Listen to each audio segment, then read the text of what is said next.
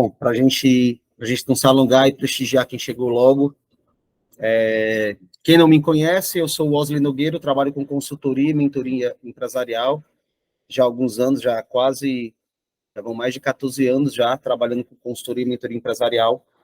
Sou empreendedor também, assim como vocês, né? Eu sou sócio da Senhora Empada, eu sou sócio da Motive, que é uma produtora audiovisual, sou sócio do Forja, né? Que é uma empresa de formação de um ecossistema de empreendedores para geração de novos negócios. Lá a gente também tem alguns serviços de consultoria dentro do Forja. E eu tenho a UONO, que é a minha principal empresa hoje, né, de mentoria empresarial, onde a gente oferece serviços aí para empreendedores em todo lugar do planeta. Já tive clientes na Bélgica, no Canadá, nos Estados Unidos. Pessoal, onde tem um empreendedor e precisa de ajuda, a gente tenta ajudar, e a tecnologia tem sido fantástica nesse sentido. Inclusive, a Daniele Pereira, que está lá em Sobral, né, a gente, no meio da pandemia, no meio daquela loucura toda, a gente teve a oportunidade de se conectar e trabalhar junto aí na manutenção do projeto dela, que ela tem com o marido dela, com o Bruno.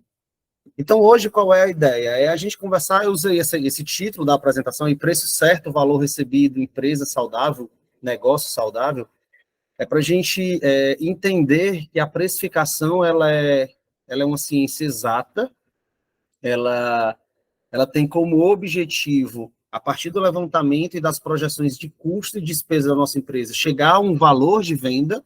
Esse é o objetivo do preço certo. E esse valor de venda eu tenho clareza do que ele paga dentro da minha empresa, de quanto eu preciso vender de brownie, de quantos serviços eu preciso fazer para pagar os custos da minha empresa e dar o lucro que eu identifiquei como o lucro necessário, um lucro bom para mim. Osli, quanto é que é um lucro bom para o meu negócio? Cara, eu conheço empreendedores na área de alimentação que estão super satisfeitos com um lucro de 7% ao mês, e eu tenho empreendedores que, se a operação estiver dando menos de 10%, eles estão fechando a operação. O lucro, aquilo que sobra depois de pago todas as despesas, inclusive o teu salário como empreendedor, ela não é um número exato. A gente consegue, a partir de análise do setor, identificar, olha, setor tal consegue dar um lucro de X, setor tal um lucro de Y, mas ele não é um número exato. O que é exato é aquilo que você quer como resultado para o seu negócio. E esse é o preço certo. O valor percebido é toda a construção que você precisa fazer para que aquilo que você está entregando seja percebido pelo cliente como acima do preço que ele pagou. Essa é a chave da nossa construção, desde a construção de autoridade, quando a gente está se vendendo como prestador de serviço, até a construção do nosso produto, seja ele pensando na embalagem, na comunicação do nosso atendimento. O que a gente está fazendo ali são construindo camadas de percepção de valor sobre o nosso produto, o nosso serviço, para na hora que a gente faz a oferta, aquele preço que foi dito, ele está abaixo da construção que o nosso cliente fez. Isso é que é o valor. E essa é uma ciência que não é tão exata, porque envolve também uma construção do empreendedor de entender quais são as propostas de valores do negócio dele. Eu sempre gosto de usar um exemplo, por exemplo, aquelas casas que vendem produtos de R$10, né? A proposta de valor dele é preço. Isso é, como modelo de negócio, como modelagem de negócio, ele enxerga que vender produtos baratos vão atingir um determinado público. E ele entende também que a comunicação da loja dele precisa, na cabeça do cliente dele, fazer jus àquela proposta de valor. Então, por exemplo, não adianta você construir uma loja super requintada, posicionar ela num shopping center, badalado de uma capital, e tentar vender um produto de R$10. Na cabeça do consumidor tem alguma pegadinha ali. Você construiu uma loja com uma arquitetura linda, uma loja super sofisticada, e está vendendo um produto de R$10. A construção de valor dele está inadequada com a proposta de valor, de preço que você desenhou para o seu negócio. Então, toda vez que a gente está construindo aqui o nosso negócio, a gente precisa entender quais são as propostas de valores dele, comunicar isso para o nosso cliente através do marketing, através do comercial, para que na hora que a gente fizer a oferta, na cabeça dele era um preço, o teu preço foi menor e ele vai comprar sem precisar comparar, sem dor.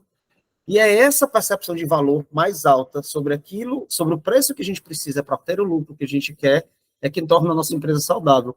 Porque permite a gente fazer uma série de ações promocionais, permite fazer uma série de over-delivery, isso é, de entregas a mais para o nosso cliente, porque a gente está sempre construindo na cabeça dele que a nossa empresa vale mais do que ele está pagando. Então, isso permite para a gente jogar mais solto na hora de fazer ações para melhorar a experiência do nosso cliente, para poder entregar mais para o nosso cliente, para oferecer ações promocionais do nosso produto ou do nosso serviço para o nosso cliente. Então, essa é a ideia desse papo hoje. Mas aí, para isso, eu quero alinhar alguns conceitos com vocês, até para que facilite a vida de vocês, quando vocês estiverem olhando aí para os sistemas que vocês alimentam, as planilhas que vocês alimentam, para que vocês, quando estiverem conversando com o contador de vocês, é preciso a gente ter entendimento sobre alguns conceitos, eu queria trazer esse alinhamento para vocês. Então, a gente vai abordar aqui o conceito de gastos, de custos e despesas, e fazer essa distinção, né? A gente vai falar sobre perdas, a gente vai falar sobre margem de contribuição, e esse é o termo-chave do nosso papo hoje, porque a margem de contribuição é aquilo que sobra depois que eu vendo o meu produto, que me ajuda a pagar os custos fixos, né? Aluguel, funcionários, energia, e ainda deixar lucro. Então, todo o jogo da nossa precificação está em cima desse conceito aí que a gente vai conversar. E, por fim, como é que eu construo a precificação, como é que eu, através de planilhas e de ferramentas, eu consigo fazer isso. Então, assim, ter bem definidos os custos é o que vai ajudar a gente a refletir sobre a dúvida mais famosa do empreendedor. E é a que eu ouço de forma muito recorrente. Cara, será que eu estou trabalhando para pagar? Será que eu estou pagando para trabalhar? Será que todo dia eu estou aqui fazendo brownie? Será que eu estou aqui fazendo designer? E o preço que eu estou cobrando não está cobrindo as minhas despesas, não está remunerando bem a minha hora de trabalho, e eu estou aqui só pagando para trabalhar, trabalhando por hobby, trabalhando porque amo o que eu faço. Essa é talvez a maior dor de muitos empreendedores, essa sensação de que ele não tem clareza sobre isso. E a gente vai tentar ajudar vocês um pouco nesse papo de hoje. Então, o que são os gastos do ponto de vista da gestão financeira? É tudo aquilo que sai da empresa. Pessoal, no teu extrato, tudo que for negativo lá, tudo que saiu, seja para pagar um boleto, seja para pagar os juros do banco, seja um Pix que tu fez para o fornecedor, isso é tratado dentro da nossa planilha como um gasto. Quando você tem dinheiro na gaveta, você recebe em espécie ainda, e está cada vez mais raro, né, a gente receber em espécie. Quando você tem ali aquele dinheiro na gaveta, que se for recebendo em espécie, você tira aquele dinheiro para ir comprar alguma coisa que faltou, para pagar o táxi de um funcionário que precisou sair mais tarde, para poder comprar um refrigerante e um salgado para fazer um happy hour.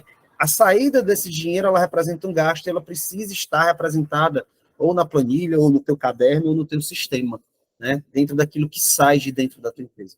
Então, todos os custos, todas as despesas e todas as perdas, elas são gastos, elas são consideradas como gastos, porque elas saem do caixa da nossa empresa.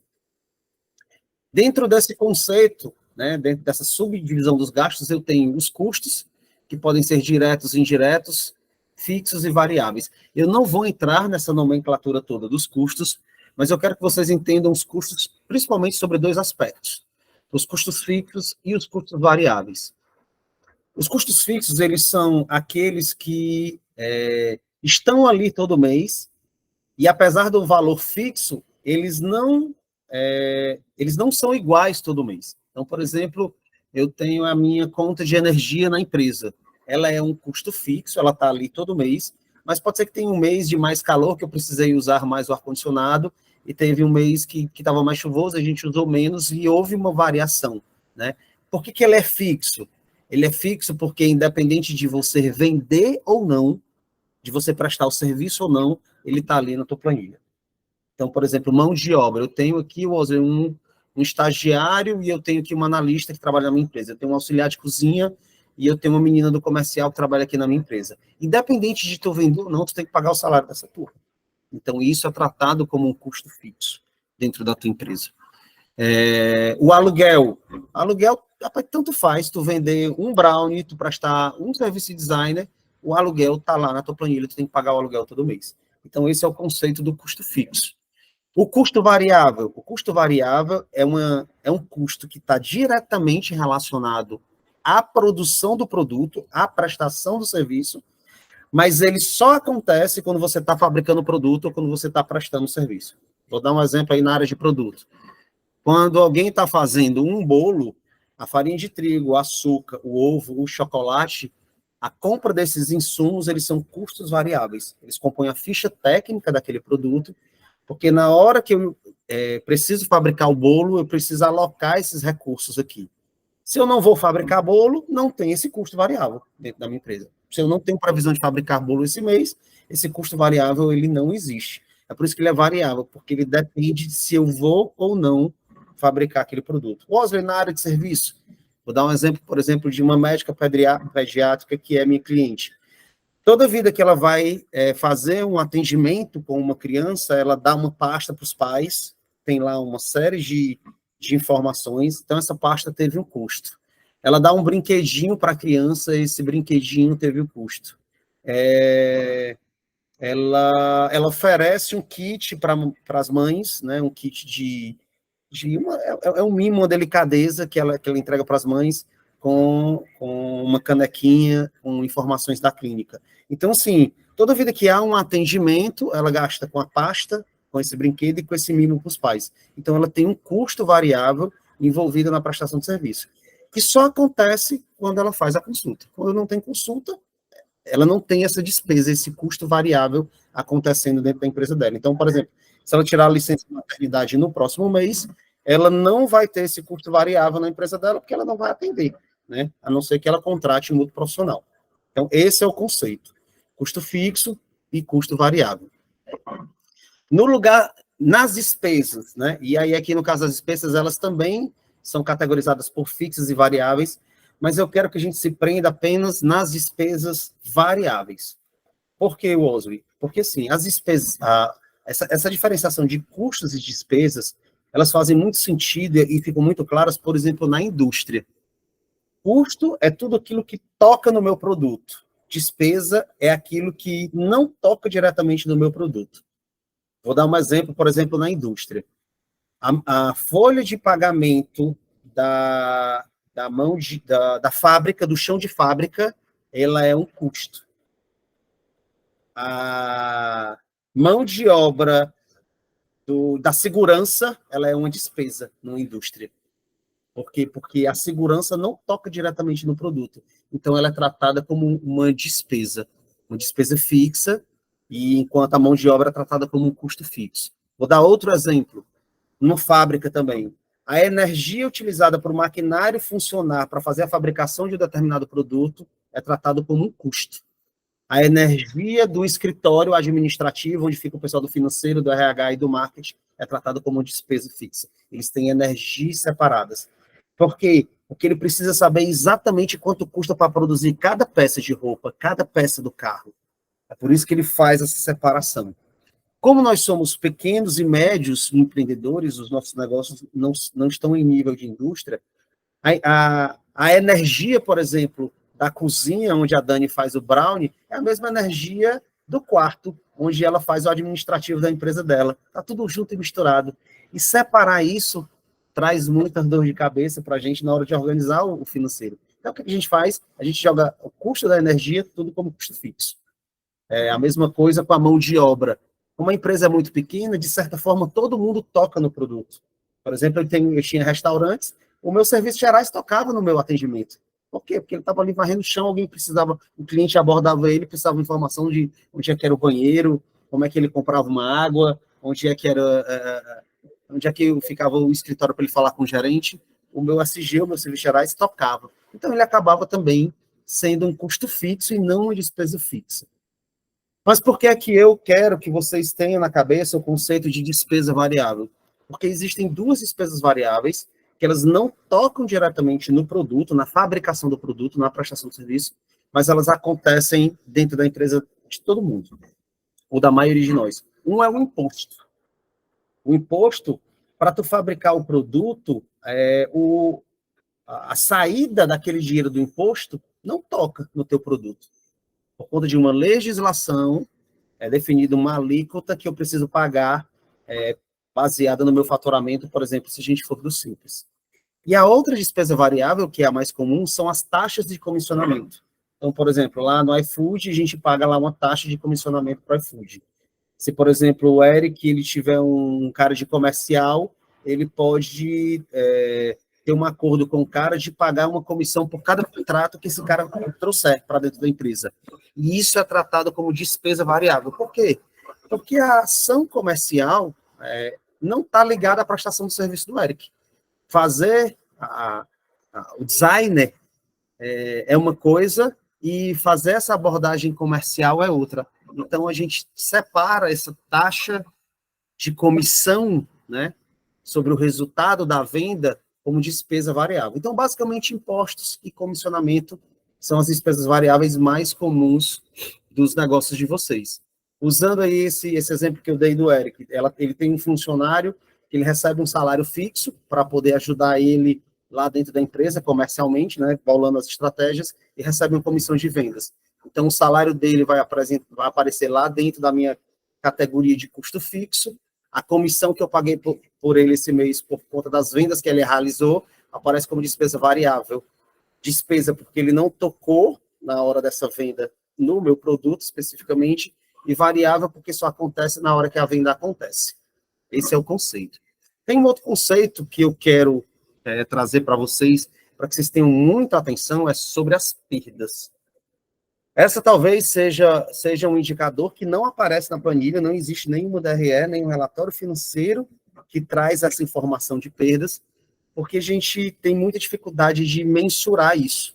Então, qual é o conselho que eu dou para vocês aqui? Que vocês passem a registrar isso. Wesley, como? Cara, cria uma planilha, cria um caderno, cria um quadro dentro da tua empresa, e tudo aquilo que for desperdício, que for para o lixo, você registra aquela informação. Então, vamos lá para a área de alimentação. Todo insumo que estragou e você jogou fora, anota. Rapaz, botei para fora 2 litros de leite. O leite custa tanto, perdi X reais. Os funcionários comeram alimentos na área de produção. Eles estavam ali fazendo salgadinhos, e aí era para produzir 120 salgadinhos, o pessoal aproveitou e comeu 10 porque era para produzir 100, eles produziram a mais, e aqueles 10 eles consumiram. Alguém precisa registrar aqueles 10. E aí, ao longo do tempo, a gente passa a ter um histórico dessas perdas e desses desperdícios. Por exemplo, na área de serviço, é muito comum o retrabalho. Um designer, gastou um turno, 4 horas, desenvolvendo todo um trabalho para a construção de alguns protótipos, e na hora de apresentar para o cliente, um determinado cliente naquele mês, o cliente disse, cara, não gostei de nada, não se aproveita nada, quero que comece do zero, isso aí para mim não serviu de nada. Registra 4 horas de perda, porque ao longo do tempo, você vai poder olhar para esses números e entender o quanto eles representaram financeiramente dentro do teu negócio. E isso vai permitir que no futuro, na hora de precificar, você possa compor isso. Isso daqui a um tempo o Eric vai perceber que todo mês ele tem 10 horas que são perdidas na construção dos designers dele. Então, ao longo de 12 meses, ele percebeu que 10 horas por mês ele perde. O que ele vai fazer? Ele vai tratar aquilo ali como um valor que ele precisa colocar dentro da precificação global dele para poder ele recuperar aquelas perdas que ele teve. Numa empresa de alimentação, ela vai perceber que de a cada 10 mil reais de compra que ela faz, ela perde 400 reais com desperdício. Pronto, ela precisa de alguma forma jogar esses 400 reais no rateio do preço dos produtos dela para poder ela ser remunerada por essa perda. Wesley, o cliente que vai pagar por isso, na verdade, na prática, você tem que ajustar a tua gestão para otimizar isso. Mas alguém tem que pagar por isso. Se for você, é tirar do teu lucro.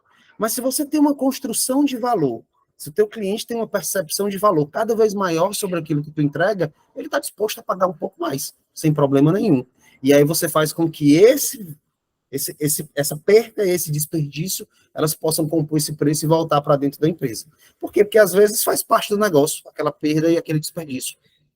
É do jogo do empreender. Só que como a gente não precifica, isso está saindo do nosso lucro. Aquelas horas que você deixou de trabalhar em outro projeto, aqueles insumos que você deixou de utilizar na produção, poderiam estar produzindo novos produtos e você botando essa grana no bolso, e na prática você está perdendo. Então, para fins didáticos, o que a gente tem é isso. Os custos são todos aqueles gastos que estão diretamente relacionados à produção do bem ou à execução do serviço, e as despesas são todos aqueles gastos relativos à manutenção da empresa, só que no nosso caso a gente vai tratar apenas como despesa variável os impostos e os comissionamentos. Nos custos, os custos fixos, salário, energia, aluguel, condomínio, água, gás, a gente vai tratar como custo fixo, custo variável, os insumos de produção do bem, ou no caso da prestação de serviço, aquilo que eu preciso gastar na hora de prestar o serviço. Vamos supor, por exemplo, que um prestador de serviço na área de TI, para todo cliente ele precisa comprar um pendrive. Então, o custo variável da compra daquele pendrive que ele entrega para o cliente toda a vida, em todo atendimento, um pendrive, ele entra como custo variável da empresa dele. Ele entra na ficha técnica da prestação do serviço dele, para poder ele ter muita clareza sobre isso. Então, do que diz respeito à precificação, quando eu entendo todos esses meus custos categorizados como fixos e variáveis, e as minhas despesas variáveis, impostos e comissões, eu tenho o meu ponto de partida para formar o meu preço. Por quê? Porque a partir dali, o que eu preciso fazer é só colocar meu lucro. E aí sempre vem uma pergunta que talvez vocês já estejam fazendo aí, nem sei se no chat tem alguma coisa, deixa eu ver se alguém anotou alguma coisa aqui. Não. Tem uma pergunta que é muito comum nessa hora, que é assim, Wesley, beleza, eu já sei todos os meus custos, todas as minhas despesas, quanto é que eu quero de lucro para o meu negócio, o que eu espero, mas e o meu salário? E o meu prolabore, né? Essa é talvez a maior dúvida do empreendedor. Pessoal, 100% dos negócios, para serem saudáveis, eles precisam ter um prolabore. Vocês precisam definir qual é o salário de vocês enquanto sócios que trabalham dentro do negócio. O lucro, ele é o resultado financeiro da empresa. O prolabore é o salário para que vocês possam botar a mão no negócio de vocês. Então, por exemplo, a Daniele, que trabalha com Brownie, a Daniele, ela bate o escanteio e cruza, né? Então, ela fabrica o Brownie, mas também faz o comercial. Se a Daniele tivesse que definir um prolabore, ela poderia pensar o seguinte, cara, se eu precisasse de alguém na minha produção, se eu tivesse uma sobredemanda na minha produção, eu iria pagar R$ 1.500 para essa pessoa me ajudar full time aqui na produção. Só que hoje a minha produção não está tão grande, eu consigo dar conta disso. Pronto, então o prolabore inicial da Daniele, por exemplo, podia ser R$ 1.500. Então, ela vai pagar o aluguel, ela vai pagar a energia, ela vai pagar o prolabore dela, ela vai pagar a taxa, ela vai pagar o imposto, ela vai pagar o comissionamento lá do iFood, e o que sobrar é lucro, é o lucro da empresa. Ou esse lucro da empresa não é do sócio? É do sócio. Mas se toda vida, ao final do mês, ele pegar esse lucro e botar no bolso e distribuir, essa empresa nunca cresce. Ela nunca compõe caixa para poder ser maior amanhã. Esse é talvez o maior problema do empreendedor. É que quando ele constrói a precificação, lá nos custos fixos, junto com o aluguel, o salário da equipe, junto com a energia, com a água, ele não colocou o seu prolabore. Então, por exemplo, o Eric lá, na hora de fazer a planilha dele de projeção financeira, ele precisa definir um prolabore para ele. Quanto a empresa vai pagar para o Eric ter dedicado aquelas horas para a empresa? O Eric pode dizer assim, cara, eu só quero, se não for 15 pau, não faz sentido para mim, não. Pô, será que a empresa tem capacidade de pagar 15 pau? Será que se tu for ao mercado e buscar alguém sênior para fazer o que tu faz, tu pagaria 15 pau? Não, cara, não. Seria 6, Walter, pronto. Então, 6 é o prolabore que tu tem que mirar. Por quê? Porque depois que tu pagar o teu salário e tu organizar a tua vida pessoal e financeira com esse salário, que sobra lá embaixo é lucro. É aquilo que vai crescendo a cada mês e te permite, no futuro, crescer. Como uma forma de fazer gestão financeira, o que eu aconselho para vocês é que, de tempos em tempos, vocês possam ir lá nesse caixa que foi sobrando mês a mês e façam uma distribuição de parte desse dinheiro. Vocês já devem ter pensado, mas esse dinheiro também é meu como sócio. Pois é. Mas se eu distribuir todo o tempo, eu não cresço. Então, o que é que a gente faz? Semestralmente, anualmente, trimestralmente, você vai lá nesse caixa e distribui uma parte dele, sempre deixando algo dentro desse caixa, dentro dessa conta que vai servir como investimentos futuros do teu negócio. O conselho que eu dou para qualquer pequeno e médio empreendedor: distribuam 2 vezes no ano esse resultado, 50% dele, ou menos, se puderem, e deixe esse caixa crescer ao longo do tempo. Essa talvez seja a medida mais inteligente para vocês permitirem que o negócio de vocês cresça e vocês possam pensar no futuro. Então, eu já entendi, Wesley. Eu tenho aqui as minhas despesas, os meus custos variáveis para produzir o meu produto, prestar meu serviço. Tem os custos envolvidos nele, inclusive o meu Prolabore. Consegui aqui chegar a um valor de Prolabore. Está aqui os meus impostos, está aqui os meus comissionamentos, está aqui o lucro que eu espero, cheguei no meu preço de venda. E aí você chegou a um número. A gente precisa agora analisar esse número.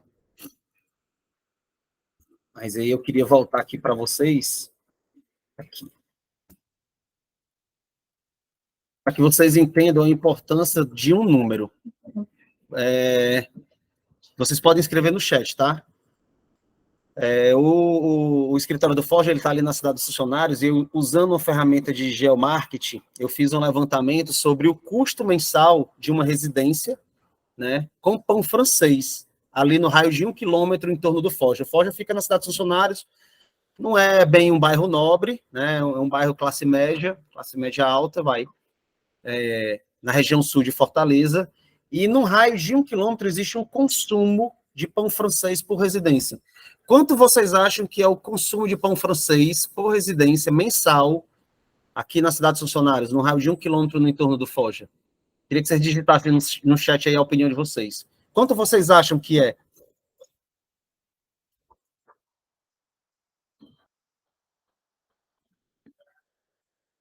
690, 410, Gustavo 240. Ver se tem mais alguém aqui que quer dar uma opinião. Felipe 240, Eric 240. Amélia 240. Legal. Pessoal, se eu oferecer para vocês, então, um pacote mensal de assinatura mensal de pão francês por R$ 110, vocês topariam pagar para mim? Eu vou oferecer para vocês, eu vou mandar deixar na casa de vocês o suficiente para abastecer a casa de vocês, R$ 110 por mês, para que vocês pudessem comprar a assinatura mensal do meu pãozinho. Vocês topariam? Gustavo disse que topava. Daniele topava. Fábio topava. Fábio achava que era 690. Por que ele não vai topar 110? Pessoal, o consumo mensal de pão francês na região é de R$ 90. Eu não disse para vocês que vocês tinham que escolher alguns dos números que estavam na tela. Eu ancorei.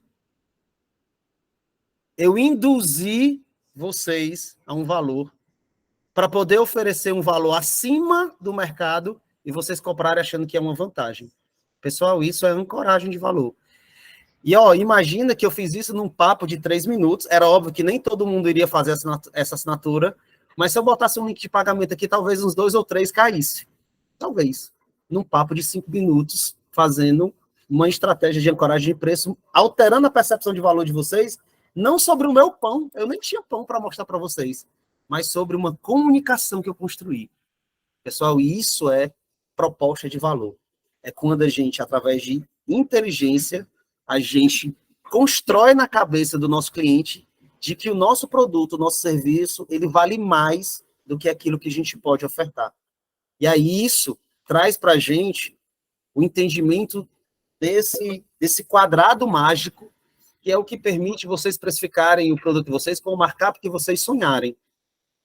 Se a gente entender esse jogo. Porque se o nosso produto e o nosso serviço ele tiver excepcionalidade, se ele tiver excelência, se ele for desejável pelo meu cliente, e se ele tiver aspectos de exclusividade, o jogo do markup de vocês, da margem de lucro de vocês, começa a mudar. O Wesley precisa ter tudo isso? Não, não precisa ter tudo isso. Mas se tiver tudo isso, eu diria para vocês que vocês estão no oceano azul do negócio de vocês. Se vocês conseguiram construir um produto ou um serviço que é excepcional, é excelente, ele é desejado por todo mundo e ele é exclusivo, o cara só encontra contigo, moço, cobra o preço que tu quiser. Pessoal, é como, sabe o quê? É como, sei lá, uma cirurgia, sei lá, uma cirurgia de cérebro. Eu sempre gosto de usar a cirurgia de cérebro. Ah, o meu filho ficou doente, está com um tumor no cérebro, eu preciso fazer uma cirurgia. Vai abrir a cabeça do meu filho.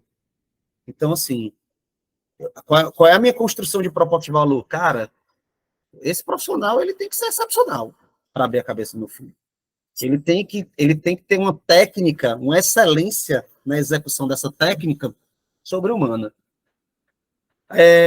Eu desejo demais essa cirurgia, porque se não fizer a cirurgia, o meu filho morre. É fundamental, não é? Sai do desejável e passa a ser assim, necessário.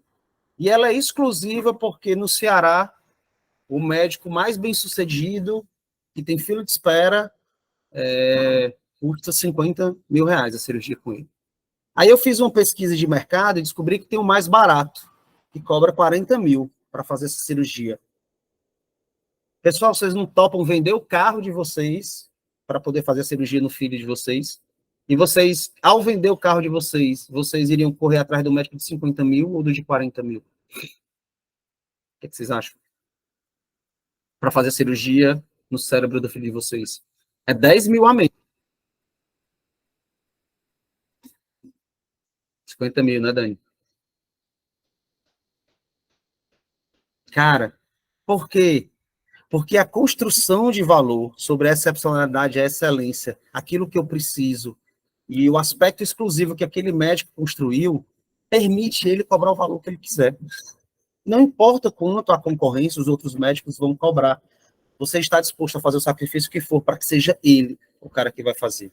Então, imagine se a gente consegue fazer esse tipo de construção para o nosso serviço, se a gente consegue identificar um produto, trabalhar uma comunicação, uma proposta de valor em torno desse produto, para que a gente possa cobrar por isso.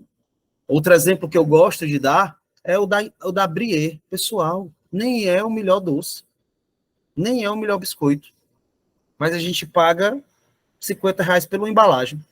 Oi? Ela construiu na nossa cabeça de que ela não vende doce, ela vende presente. E eu não quero dar um presente de R$ 20 para ninguém, eu quero dar um presente de 50. Por quê? Porque a embalagem é linda, você chega no aniversário e você pode ostentar a sacola. Por quê? Porque a Brie, ela construiu valor na nossa cabeça de que tu não tá dando chocolate. Tu pensou, tu dá um biscoito de presente para alguém? Não. Ela construiu na nossa cabeça de que o que ela tem na mão é um presente de altíssimo valor agregado e que você faz questão de chegar no aniversário mostrando a sacola, mostrando o que você está levando.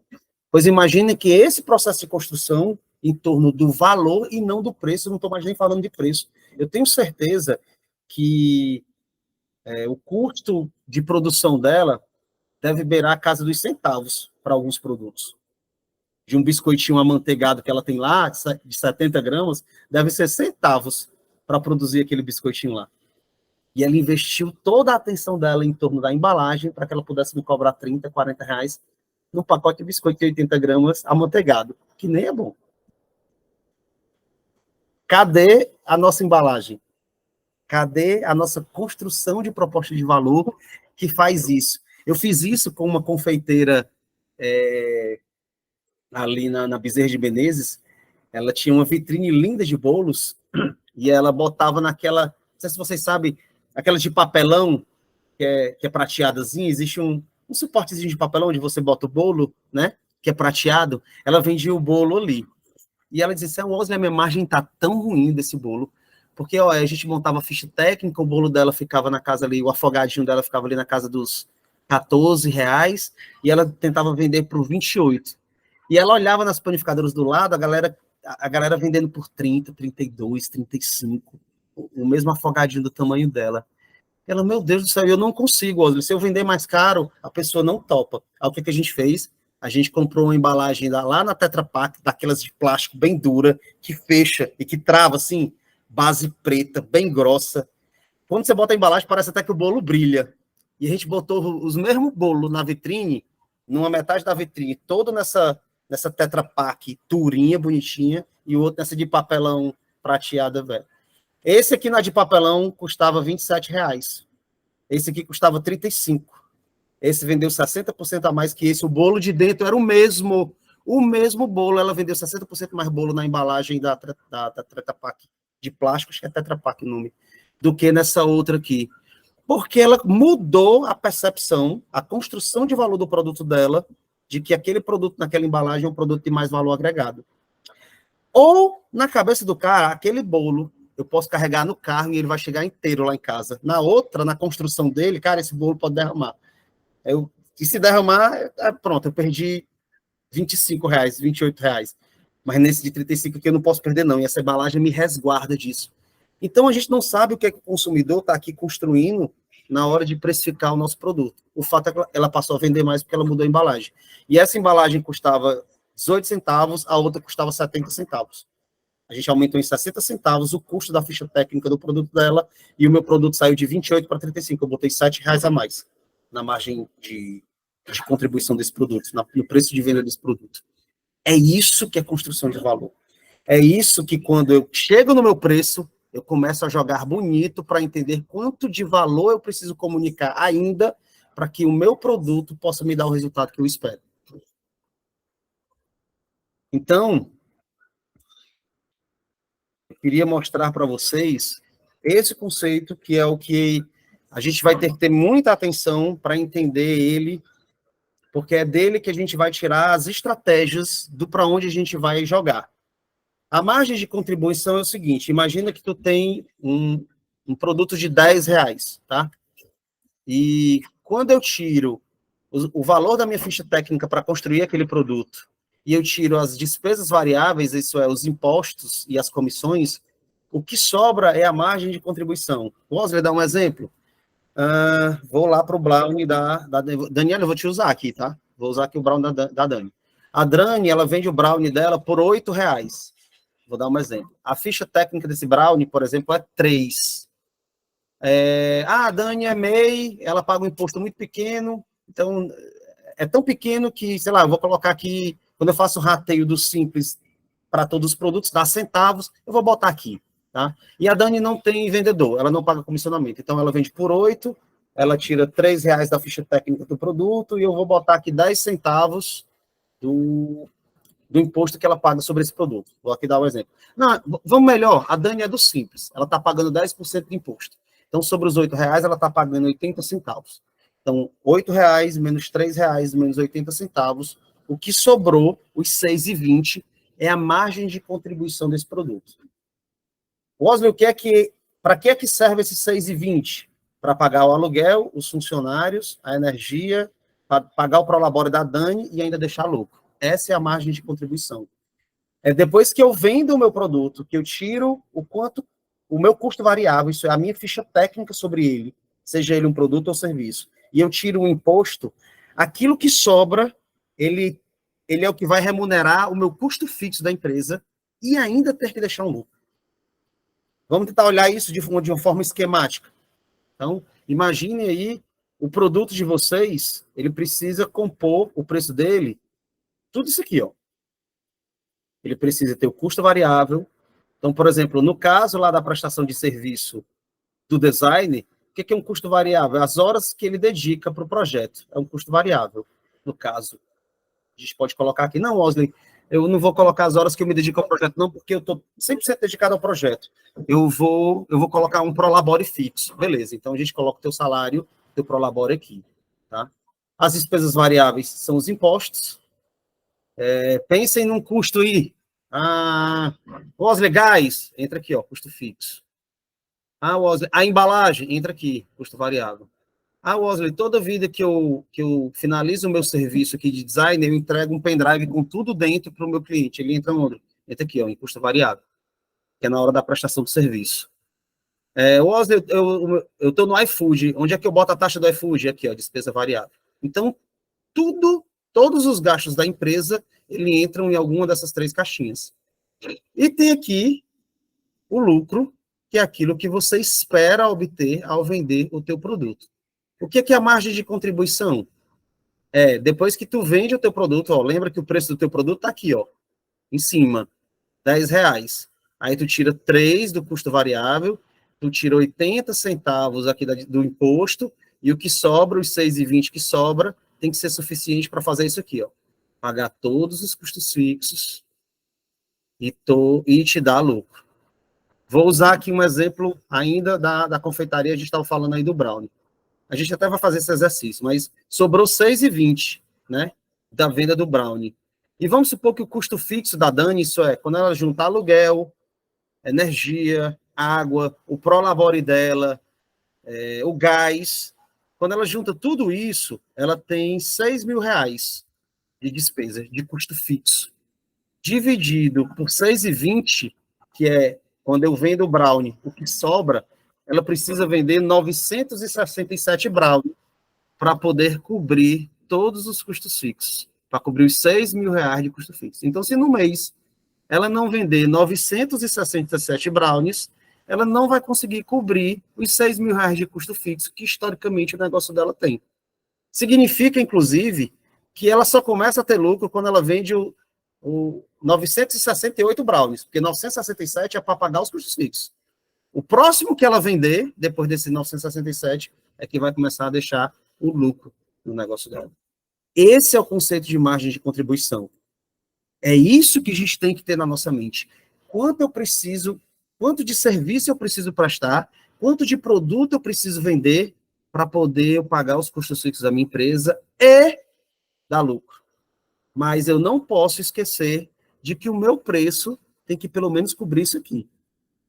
Porque lembra que aqui dentro está o teu prolabore, está o teu salário. Então, isso aqui, meu amigo, o teu preço de venda tem que cobrir. Vamos lá para outro gráfico? Ó, o teu preço de venda tem que estar nessa linha. Ele tem que ser suficiente para pagar o custo variável, para pagar o imposto. Tu tem que vender os 967 brownies naquele preço de R$ 10 para poder, ó, tu tá aqui nessa linha. Não teve lucro, mas é R$ 10. Ah, Wesley, esse mês eu quero fazer uma promoção, vou dar 10% de desconto para todo mundo. Por quê? Não, porque eu quero ver se dá uma melhorada nas vendas. Aí tu não faz marketing, tu não faz divulgação, tu não faz um card, tu não faz uma ação, e aí o que é que acontece? Tu dá 10% de desconto, tu abre mão de 10% da tua receita. Aí vamos supor que tu não fez nenhuma ação, tu apenas baixou o preço do teu produto e achou que por isso tu ia vender mais. Aí tu vende os mesmos 967 brownies, o que é que acontece? Tu não conseguiu pagar todos os custos fixos da empresa. E aí a conta de luz vai ficar sem ser paga, vai atrasar o aluguel, tu vai deixar de pagar o teu prolabore. Por quê? Porque você não entendeu que tu não podia dar 10% de desconto com o volume de venda que tu tem hoje, porque ela está na risca do teu negócio. Então, quando a gente precifica, eu não posso jamais ter um produto na minha linha, a gente que é pequeno e médio, na minha linha, que não consiga cobrir isso aqui. Por exemplo, grandes empresas, grandes varejistas, grandes indústrias, elas conseguem ter produtos em que o preço dela não cobre tudo isso aqui. Mas ela tem um mix de 200 produtos e ela tem 5, 6, 10 produtos estrategicamente posicionados só para poder matar o concorrente. Ele não quer nem ganhar nada. Ele sabe que aquele produto nem está ajudando a pagar os custos fixos da empresa dele. Mas ele tá tomando determinada fatia do mercado por ter aquele produto posicionado. Ele faz isso de forma estratégica. A gente, por exemplo, pode, de forma estratégica, tá aqui com um produto de varejo. Estou aqui vendendo super bem minha camisa no varejo, R$ 100 a camisa, e eu estou querendo abrir uma linha de atacado.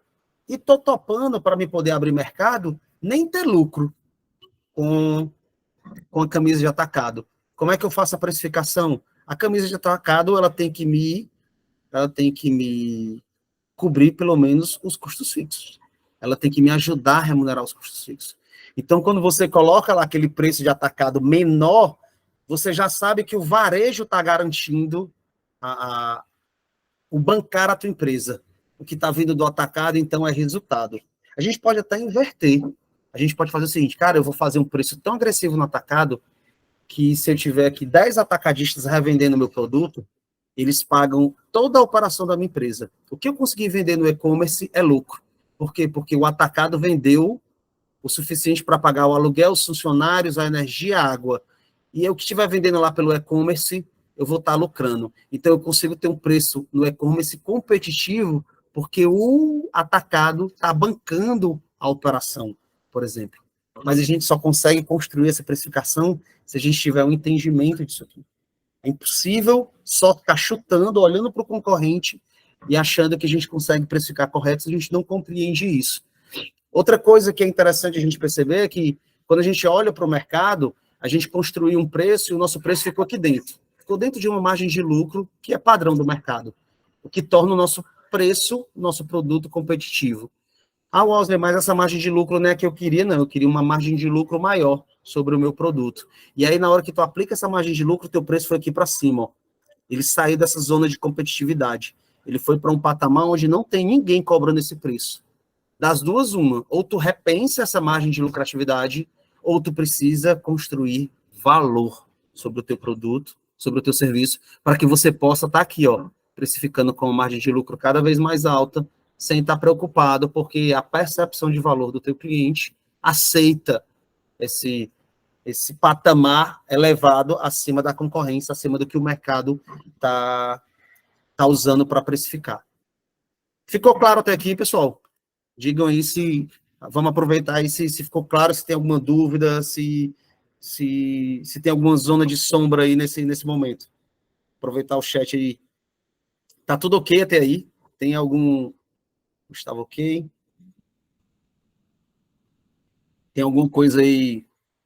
Capaz, Wesley, volta aí, que alguma coisa aí fugiu. Não entendi, não.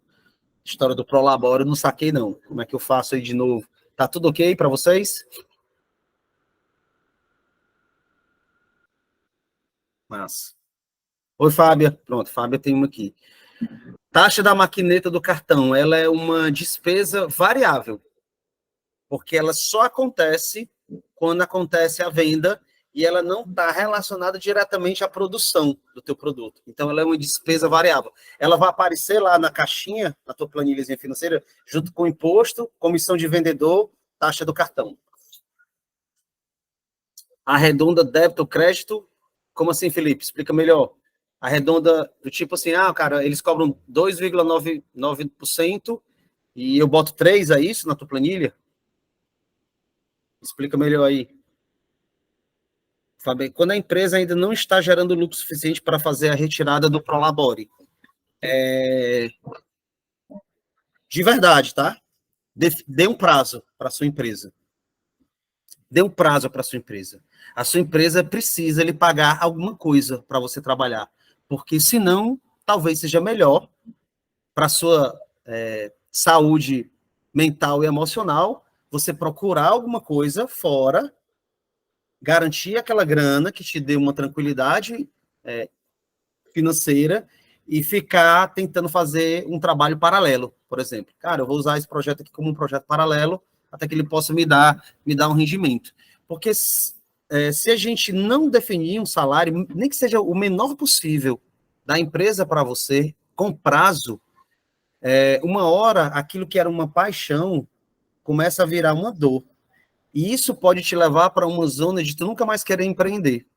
Assim, isso gerar um desconforto tão grande e tu nunca mais quer empreender, porque tu nunca conseguiu tirar nada dali. Tu nunca conseguiu construir nada, porque nunca chegou o dinheiro dali. Então, se dê um prazo para aquele projeto, para aquele produto, para aquele empreendimento. Se ele não conseguir minimamente trazer o Prolabore, aquilo que você imagina de Prolabore, ou aquilo que a empresa pode pagar, nem que seja um salário mínimo, se isso comportar dentro da tua estrutura familiar, porque o teu marido trabalha e consegue, digamos, dar um suporte maior financeiro, mas a tua empresa precisa pagar alguma coisa.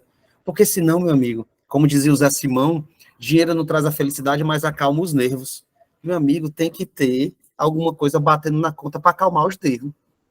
Sem o Pix batendo na conta, não tem nervos que fiquem calmos. Então, assim, não, cara, meu marido ele consegue me dar um suporte. Pronto, beleza. Mas se não tiver batendo Pix, fruto do teu trabalho, fruto daquilo que tu está produzindo, é muito desconfortável. Então, dê um prazo para o seu negócio. Cara, eu vou dar um prazo até o final do ano para esse negócio. Se esse negócio não conseguir me pagar pelo menos o salário, cara, eu vou procurar um outro projeto. Eu vou redesenhar o meu negócio. Eu vou remodelar o meu negócio. O que é muito importante, eu já estava dando um treinamento sobre isso, falando com líderes de uma empresa, de uma grande empresa, de uma grande distribuidora. Cara, a gente precisa errar sim, errar muito, mas precisa corrigir rápido e aprender com o processo. Então, assim, Não adianta tu ficar ali meses a fio, martelando em cima de um produto, em cima de uma ideia, só porque tu gosta de fazer, só porque tu acha que é bacana, se aquilo não está dando resultado. Remodela esse negócio, repensa nesse produto, tenta algo diferente para poder trazer minimamente o resultado que você merece como trabalhadora do teu negócio. Deixa eu ver aqui que o Felipe colocou. O lance do pior cenário, ou seja, assim, 2% de débito de crédito. Quando você está projetando, Felipe, isso, você sempre projeta o pior cenário, como se todo mundo fosse comprar no crédito. Quando você já tem um histórico na tua empresa, tu consegue analisar, cara, 50% das minhas vendas são no débito e 40% são no crédito, 10% no Pix. Então, na hora de tu construir o teu preço para o próximo ano, tu já tem esse histórico para ajustar o teu preço, para melhorar o teu preço, para ter uma margem no teu preço que te permita fazer uma ação promocional. Então, tu começou o negócio fazendo uma projeção. Então, tu projeta o pior cenário, eu vou botar aqui 5% de crédito dentro da minha precificação. E aí tu rodou, o negócio está rodando, rodou um ano, o que é que tu faz? Tu analisa a história. E aí, analisando a história, tu começa a perceber se vale a pena ou não ajustar esse preço. Cara, o mercado super absorveu, a demanda tá boa, não vou mexer não, vou continuar considerando que pode ser que daqui para frente a galera continue utilizando crédito. Cara, eu percebo que se eu tivesse o preço um pouquinho mais ajustado em determinados produtos, eu teria mais espaço no mercado. Então, olhando para esse teu histórico de vendas no débito e no crédito, tu consegue ter aquele real que tu precisava, né, de ajuste no teu produto. Por exemplo, cara, não vou aplicar a inflação toda, não. Porque como eu já estou usando 5% de crédito, eu vou colocar aqui só uma parte da inflação para recompor o meu preço. Então, se tu está começando o teu negócio agora, a precificação agora, tu projeta o pior cenário. Se tu já tem uma história registrada em um sistema, em uma planilha, tu consegue fazer essa análise baseada na história, entendeu? Para construir o teu melhor preço. Deixa eu ver se tem mais alguém. Tá. Fábio, eu me lembrei agora de uma coisa, a gente estava falando sobre, faz uma coisa diferente, né? Desenha um modelo de negócio diferente, pensa num produto diferente. A gente está o tempo todo se cobrando em fazer a nossa prestação de serviço e o nosso produto melhor. Eu não sei para vocês, para mim o conceito de melhor é muito subjetivo. É muito subjetivo. O que muda a construção e a percepção de valor das pessoas, do nosso cliente, é o diferente. É a diferenciação. Nem é o melhor. Até porque tu pode estar fazendo uma coisa muito ruim e tu quer fazer melhor. Rapaz, uma coisa muito ruim, melhor é pior ainda. Então, assim, às vezes, o que nos ajuda melhor na construção da percepção de valor é o diferente. Eu me lembro, eu fui dar uma palestra numa turma de direito, né, o pessoal já se formando, e eles estavam falando sobre construção de escritórios de advocacia e tal. E eu cheguei naquela turma e tinham 70 pessoas lá no auditório. 69 de paletós, né, eles já estavam no último ano, tá, já trabalhavam em escritórios. 69 pessoas de paletó e tinha uma de jeans e t-shirt e tênis. Eu passei o dia da aula todas 2 horas olhando para aquele infeliz. Pô, esse cara tá na trajetória errada, esse cara não é do direito, não. Né? Porque na nossa construção, os empalitosados são a turma do direito, o cara com jeans e uma t-shirt preta, um tênis. Mas aquilo me chamou a atenção o tempo todo durante a palestra, que no final eu procurei ele. Cara, tu tá terminando direito? Cara, tu terminando direito, graças a Deus e tal, mas eu não quero atuar no negócio de processo, não. Eu construí uma empresa aqui de reparação tributária, junto com outro advogado e um contador, e a gente está criando um app que já está sendo franqueado para todo o Brasil. Então, assim, na multidão, eu encontrei alguém que não estava fazendo o que todo mundo está fazendo, terminando a faculdade para trabalhar em escritório. E foi visual a minha percepção de diferenciação. É tanto que aquilo mexeu comigo, a ponto de eu ir no final, em vez dele falar comigo, fui eu que fui falar com ele, para entender. Então, às vezes, a gente está tentando fazer melhor. Vou usar esse mesmo cenário. Cara, vou meter o melhor paletó, porque o Osler é um palestrante de fora e eu quero fazer uma foto com ele. Está aqui eu tentando fazer o melhor, quando o que chama a minha atenção, por exemplo, se eu tivesse que chamar alguém para um projeto meu, olhando para aquelas pessoas, foi aquele diferente que mudou, né, que quebrou a lógica daquilo que eu tinha imaginado. E quando eu conversei com ele, quando eu me aproximei do diferente, eu percebi que era maior do que eu imaginava aquilo que ele tinha na mão, né? Então, assim, pensem nisso. Às vezes vocês estão tentando fazer o melhor, quando ser diferente é que pode ser gatilho que o produto e o serviço que vocês precisam. O Eric colocou aqui, é melhor ser diferente do que ser melhor. Também acho, Eric. Estou cada vez mais convencido disso, cara, de que buscar elementos de diferenciação na nossa comunicação, na forma como a gente aborda o cliente, na forma como a gente apresenta o nosso produto, na forma como a gente comunica o nosso produto, fazer diferente do que a manada está fazendo, do que a corrida dos ratos está fazendo, é o que talvez, nesse momento, agora, a gente consiga construir uma percepção de valor diferente. Eu me lembro agora com a inteligência artificial, a corrida de rato nunca fez tanto sentido agora. Assim, se estava plastificado as nossas comunicações, elas serão cada vez agora, porque as empresas preguiçosamente vão terceirizar a comunicação delas para ferramentas de inteligência artificial. Então, meu amigo, quem conseguir colocar humanos criativos produzindo o que precisa ser feito do ponto de vista da criação, do designer, do texto, da redação, é o que vai diferenciar, é o que vai saltar os olhos, é o que no meio da multidão você vai enxergar. É isso, Fábio, diferenciar. Fazer o que está todo mundo fazendo é muito confortável para a gente. Tá? Humanizado vai ser o maior diferencial do futuro. Pois é, nunca fez sentido. A gente falava tanto disso, né? De humanizar com a inteligência artificial, agora a coisa trouxe um peso diferente para esse jogo. Então, pessoal, saiam. Se vocês não querem falar sobre gestão financeira, saiam daqui com essa palavra na cabeça. Diferenciação. Pode falar, Fábio, pode ligar o microfone. Aqui não é na sala de aula, não, pelo amor de Deus. Aqui é uma masterclass. Vocês é que têm que contribuir. Pode falar. Oi, gente, boa noite. É que eu pedi para falar porque é o seguinte, isso que você falou agora foi interessante porque ontem, não sei se foi ontem, foi anteontem, tem um grupo de pessoas que a gente que se conhecem aqui, né, que fazem parte da mesma empresa que meu esposo trabalha, né? E aí eles descobriram, aqui está acontecendo agora, eu tô morando em Manaus, tá, gente? Só para vocês entenderem aqui o que eu vou falar. Eita, mas está longe. Pode ser um pouquinho. E aí agora estão acontecendo as festas que eles chamam as festas do boi, porque agora em junho acontece a festa lá em Parintins. Então todo fim de semana tem uma apresentação dos dois bois, que é o Garantido e o E o Caprichoso. caprichoso. Isso. E aí em uma dessas festas eles conheceram um casal. E aí o rapaz, ele veio para cá a trabalho, ele trabalha numa indústria daqui de Manaus, que tem trocentas mil aqui, e ele gosta muito de cozinhar. E ele se especializou em fazer massa de pizza.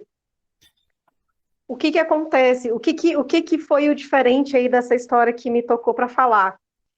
Ele não tem restaurante, ele não faz entrega, não. Eles estipularam um dia no mês, e nesse dia do mês ele faz, tipo, um exemplo, tá? Porque eu peguei em cima eles já falando, as histórias já terminando, e eu não consegui ver a quantidade exata que eles fazem. Mas é uma quantidade X fechada de pizza. Então, assim, quem pediu, pediu, quem não conseguiu pedir é só para quando eles abrirem de novo o próximo dia do mês. Então, assim, eles abriram com 2 dias com 2 dias de antecedência.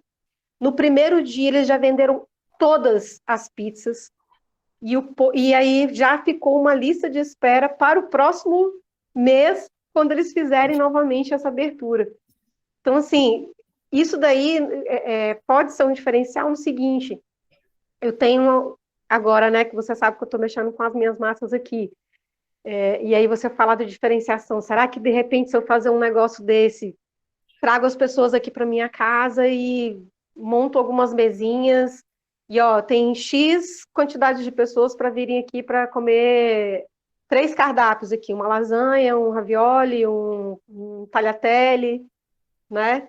E aí talvez fazer isso para as pessoas, para abrir o leque para as pessoas conhecerem, talvez, não sei, né? Mas eu achei muito interessante, eu achei legal falar sobre isso, o diferencial disso, né? Então chamou tanto a atenção que com 2 dias de antecedência, no primeiro dia ele já vendeu tudo. Pô, bacana, bacana. Sem dúvida. Usando o teu exemplo aí das suas massas, o que é que acontece? Tu cria a escassez para um produto que é desejável, as pessoas estão desejando aquele produto, então tu cria um gatilho da escassez, as pessoas só vão consumir aquilo que elas desejam naquele dia. Então tu cria uma lasanha, um ravioli, que é desejado por uma demanda, existe um público doido para consumir, mas tu não vende todo dia, tu só vende naquele dia. Então eu topo pagar mais caro se aquele é um produto que eu desejo. Por quê? Porque ele entra naquelas 4 características lá. Eu desejo aquilo ali. Então eu topo pagar mais caro. Por quê? Porque eu não tenho aquilo todo dia. Ah, hoje eu queria comer o ravioli da fada. Não tem hoje. É só quarta.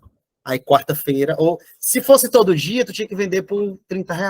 Mas na quarta-feira, que é só na quarta, tu vai vender por R$ 100. E aí ele vai comer lá, e ele vai ter uma experiência, ele vai conversar contigo, tu vai explicar aquela massa, de repente ele sai com a receita do molho para ele, e aí junto com o produto que tu gerou uma escassez, tu criou uma experiência de consumo em torno dele, e isso tu te diferenciou do mercado. E aí tu pode cobrar o preço que tu quiser, se tu tiver demanda. Porque o que define o nosso preço é a demanda. Se a demanda está alta, a fila de espera pode subir o preço.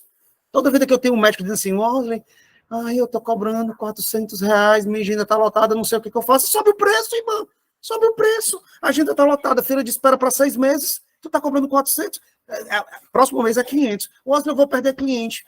Minha amiga, tu só subiu a régua. Wesley, mas tu tá muito escroto, tu tá muito capitalista. Não, não, pessoal. Esse é o movimento de mercado. Tu construiu tanto valor em torno da tua prestação de serviço que tu continua aqui apegado. Ai, meu Deus, não sei se vale. Poxa, como não vale se tem uma fila de espera de 6 meses para ser atendido por ti? Super vale.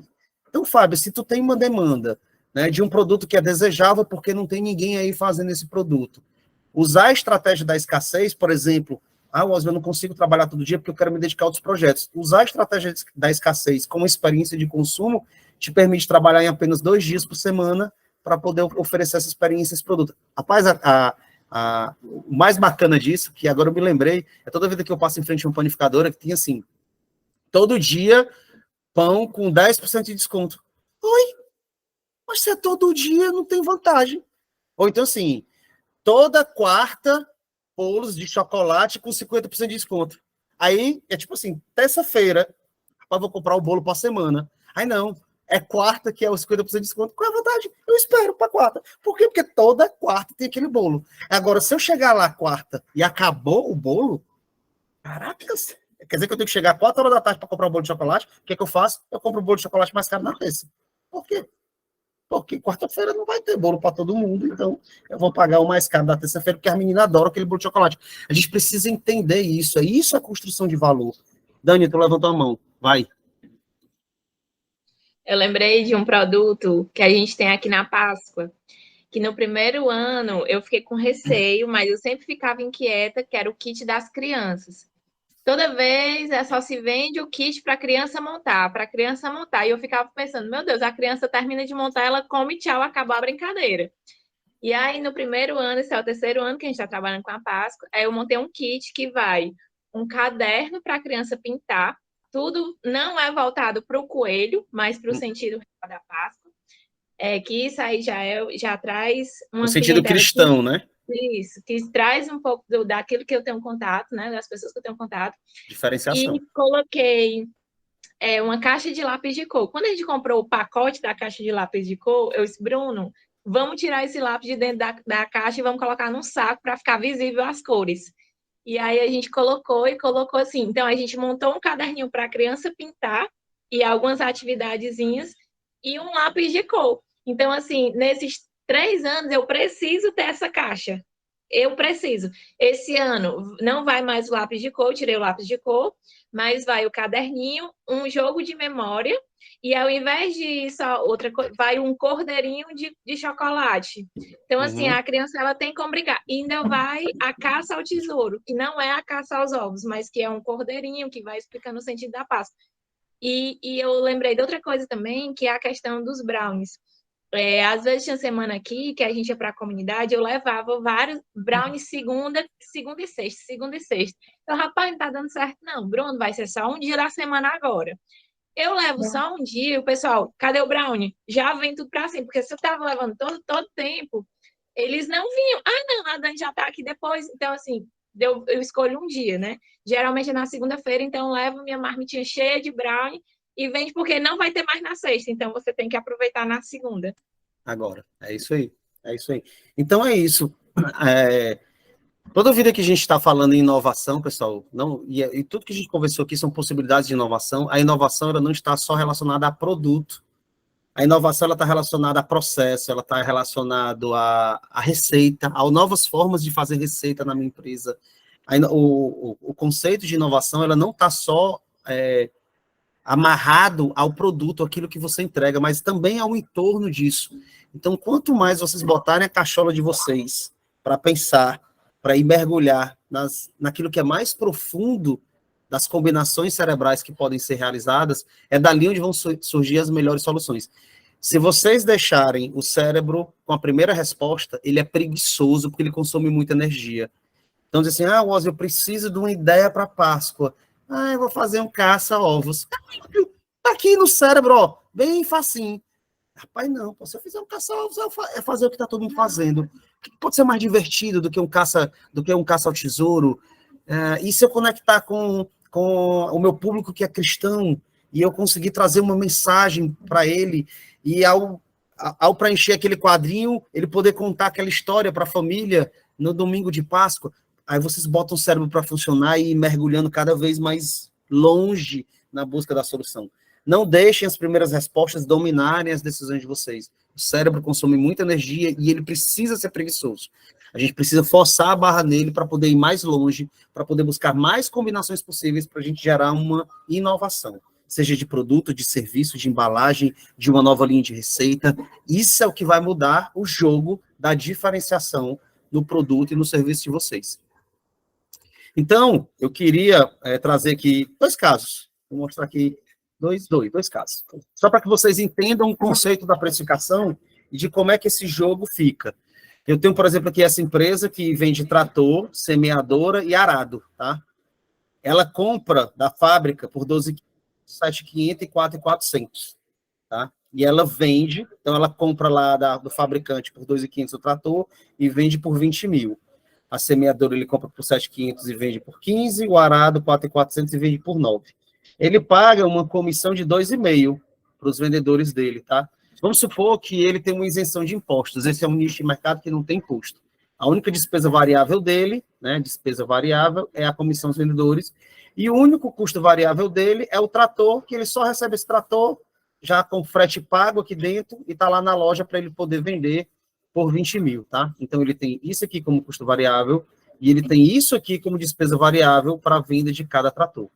Então, a margem de contribuição é o quê? É os 20 mil, menos o custo variável, os 12.500, menos a comissão que ele paga para o vendedor. No caso aqui do trator, 7 mil. No caso da semeadora, 7.125. No caso do arado, 4.375. O que é que acontece? Ele tem um aluguel do galpão, isso é um custo, desculpa, eu errei aqui, tá? Não é despesa, eu vou até ajeitar logo. Né? Aqui é um custo fixo, depois eu ajeito. Porque é o aluguel do galpão, tá? A gente combinou, como uma forma de organizar a nossa nomenclatura de tratar dessa forma, de 50 mil. Então, significa, por exemplo, que se esse mês ele vender só trator, para pagar o aluguel, ele precisa 50 mil dividido por 7 mil, que é a margem de contribuição, ele precisa vender 7,14 tratores. Isso é, como não tem 7,14 tratores, ele precisa vender 8 tratores para poder pagar a fábrica, pagar a comissão do vendedor e pagar o único custo fixo que ele tem, que é o aluguel do galpão. Aqui é hipotético. Se ele tivesse aqui o salário dos funcionários, ele tinha que somar aqui. Se ele tivesse aqui a energia, ele tinha que somar aqui. Mas considerando que ele tem só o aluguel do galpão, então ele precisa vender 8 tratores por mês para pagar o aluguel, os 50 mil. O 9º trator que ele vender já vai deixar lucro, o 10º mais lucro. Por quê? Porque até o 8º trator, né, ele conseguiu já pagar o custo fixo da empresa dele. A mesma conta vale para a semeadora, a mesma conta vale para o arado. Por exemplo, no caso do arado, como a margem de contribuição é menor, o arado só contribui com R$ 4.300, Então, eu preciso vender mais arado. Se eu fizer 50 mil dividido por 4.375, vai dar 11,4. Isso é, eu tenho que vender 12 arados para me poder pagar o meu aluguel. Só que o que é que acontece, pessoal?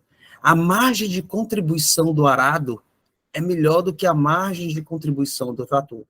Apesar de eu precisar vender mais arado para poder pagar o meu aluguel, ele, a cada venda, ajuda mais, a cada venda unitária, me ajuda mais na hora de compor a minha margem de contribuição.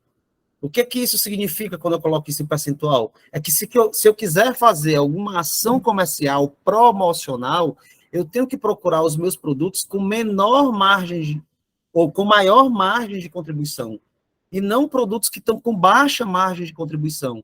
Por quê? Porque se eu der um desconto aqui, corre o risco de eu não conseguir pagar nem o aluguel.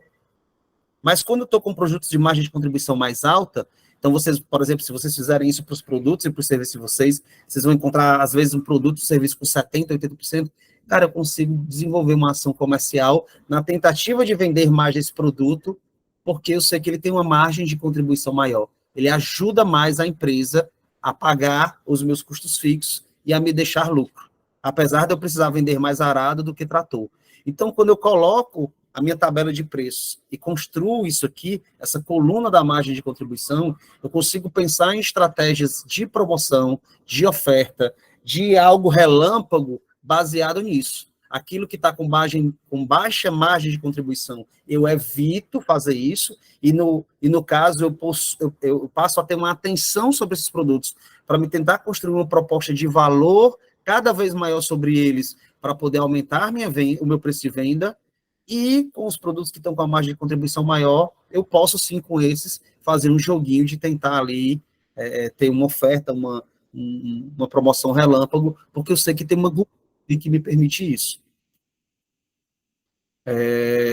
Vou dar outro exemplo, usando aqui, por exemplo, um bolo de chocolate, né? Então, eu tenho aqui um bolo de chocolate que o preço de venda é 15, e o custo variável desse bolo, né, é R$11. Então, 15 menos 11, R$4 é a margem de contribuição desse bolo. Então, toda vida que eu vendo esse bolo, ele deixa R$4 para me pagar os custos fixos da empresa. Então, a margem de contribuição é 4. Qual é o índice de margem de contribuição? É 4 dividido pelo preço de venda, 15, que vai dar 26%. Então, a margem de contribuição desse bolo de chocolate é 26%. Os R$4 correspondem a 26% do meu preço de venda. Considerando aí que o gasto dessa minha fabriquetazinha, né, o meu custo fixo dessa minha fabriquetazinha para fabricar os bolos é de R$1.700. Ah, Osé, porque aqui eu tiro R$1.000 para mim e R$700 é o aluguel e a energia e o gás. Então, eu gasto R$1.700. Então, 1.700 dividido por 4, que é a margem de contribuição, eu preciso fabricar 425 bolos. Isso é, quando eu fabricar 425 bolos e vender, ao vender esses 425 bolos, eu vou conseguir pagar os insumos e vou conseguir pagar o custo fixo da minha operação. Quando eu vendo 426 bolos, aí eu começo a deixar lucro. Se eu vendi 430 bolos, a empresa começa a deixar lucro. Então, vamos fazer aqui só um exercício. Se no lugar de R$15, tu resolveu esse mês fazer uma ação de vendas promocional e tirar R$1 do preço de cada bolo. Em vez de vender por 15, tu passou a vender por 14. Então, a margem de contribuição que era 4, passou a ser 3. 14 menos 11, 3. Correto? E aí, o que é que acontece? R$1.700, que é o meu custo fixo, dividido por 3, que é a minha margem de contribuição. Isso é, no lugar de eu vender 425 bolos para poder pagar a minha operação, o custo fixo da minha operação, eu vou ter que vender 566 bolos. Então, por conta de R$1 que tu tirou do preço daquele bolo, tu precisou botar uma sobrecarga em cima do teu comercial, ele precisou sair de 425 bolos para 566 bolos, para poder tu pagar pelo menos as contas da tua empresa. Então, pessoal, a gente precisa ter muito cuidado, e o entendimento disso é o que define se a gente vai fazer uma promoção ou não, se vale a pena fazer uma oferta ou não, porque isso pode estar matando o teu negócio. Essa história de estar dando promoção, de dar desconto o tempo todo, sem estratégia nenhuma. Ficou claro até aqui? Vamos para as nossas planilhas, né? Vamos dar uma olhada aqui nas duas planilhas que eu vou disponibilizar para vocês. Eu vou mandar essas duas planilhas lá pelo grupo. Se alguém não estiver lá no grupo, fala com o Gustavo aí depois que ele manda para vocês. Eu vou mostrar rapidamente essas planilhas, só como é que funciona o preenchimento delas. Eu não vou me debruçar aqui o tempo todo sobre elas. Eu vou mostrar uma de produto e uma de serviço. E aí, se vocês tiverem alguma dúvida na hora de preencher elas, pensando no negócio de vocês, aí vocês podem me chamar no privado, podem me chamar no grupo, que eu vou ter um prazer enorme de ajudar vocês, tá? Então, eu vou abrir aqui a planilha de produto primeiro.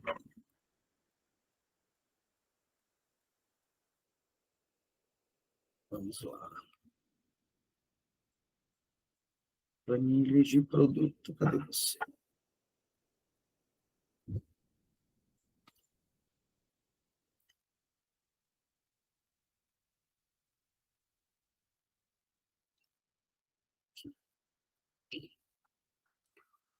Estão vendo aí? Estão vendo a planilha? Ok? Essa planilha que vocês vão receber, ela tem aqui uma aba de despesa fixa, na verdade, vou até mudar logo, de custo fixo.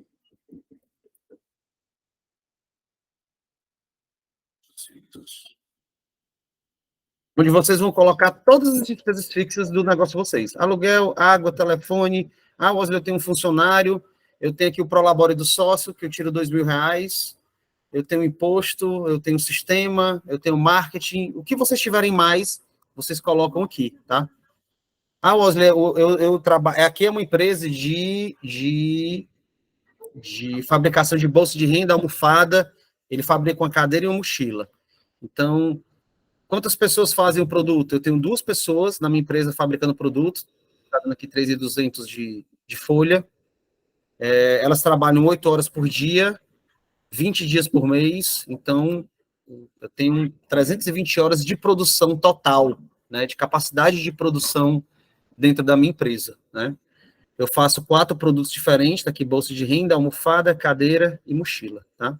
Então, vou montar a ficha, né, o meu custo de produção de cada um dos produtos. Então, tá aqui a bolsa de renda, né, tem o fio e tem o zíper, meu custo de produção é 25, para cada unidade, ela demora 2 horas para fazer essa bolsa de renda.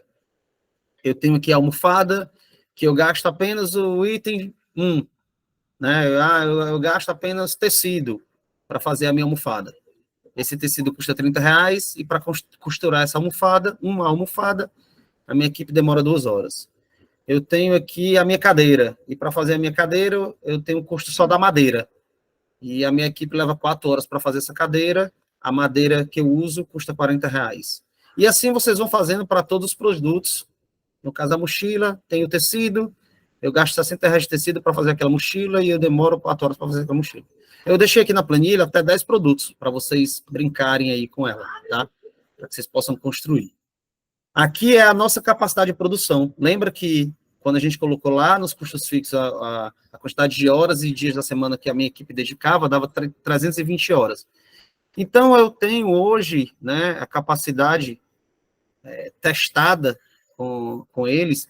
Elas conseguem hoje fazer 10 bolsas de renda, 20 almofadas, 10 cadeiras e 30 mochilas. Hoje é o que a minha demanda hoje. Isso significa que elas estão usando, elas não estão usando todas as horas, elas estão usando apenas 220 horas para fabricar isso aqui. Isso eu ainda tenho 100 horas aí de saldo ocioso, né, de tempo de sobra de fabricação do meu produto, e aí seja ele brownie, seja ele bolo, seja ele camisa, seja ele o que for, nós estamos falando de produto, né, eu tenho aqui um saldo de 100 horas para fabricação daquele meu produto. Então, eu vou juntar agora os custos, tá? Aqui é custos. São aqueles custos lá que a gente colocou lá, aluguel, salário.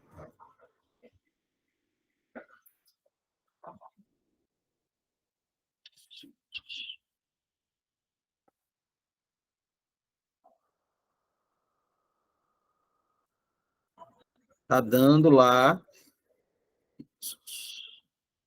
6.624. Se vocês forem lá naquela aba lá de custos fixos, vocês vão ver que aqui embaixo, no final, ó, ele vai estar dando total 6.224,40, que é esse número está sendo levado lá na hora que eu vou totalizar todos os custos totais, tá?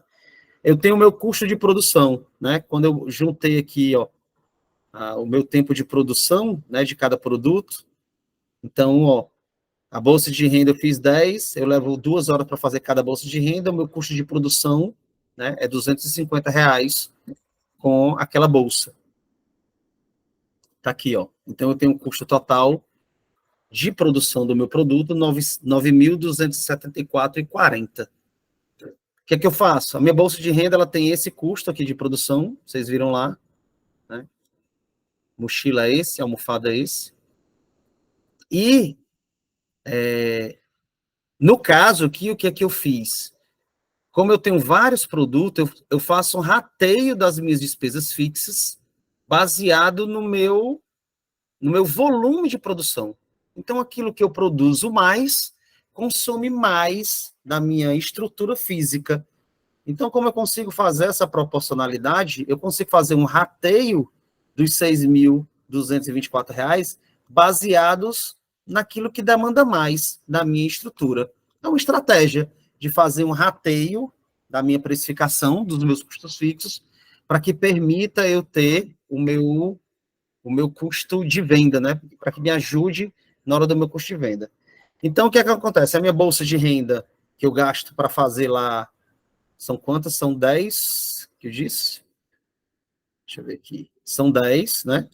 Eu gasto R$250 para fazer as 10 bolsas, 250, mais o rateio dos custos fixos, do aluguel, do salário, do Prolabore e tal, dá 510, né, para me fabricar essa bolsa de renda, que dá 760, dividido por 10, que é a quantidade de bolsas que eu consigo, né, que eu estou fabricando por mês. Então, o meu custo de produção global, envolvendo variáveis e fixos, é 76,02. E aí é para almofada mesmo cálculo, cadeira o mesmo cálculo. Então, eu já sei aqui todos os custos que estão envolvidos para a fabricação de cada um desses produtos. O que é que agora a gente vai fazer? Vai embutir os custos variáveis. Isso é, as comissões de venda e os impostos. Ah, o Wesley não tem comissão de venda não, mas tem a maquineta do cartão. Opa, os 5% lá do cartão de crédito, que alguém falou aí no chat. Pronto, eu vou botar aqui, ó, 5% do cartão de crédito.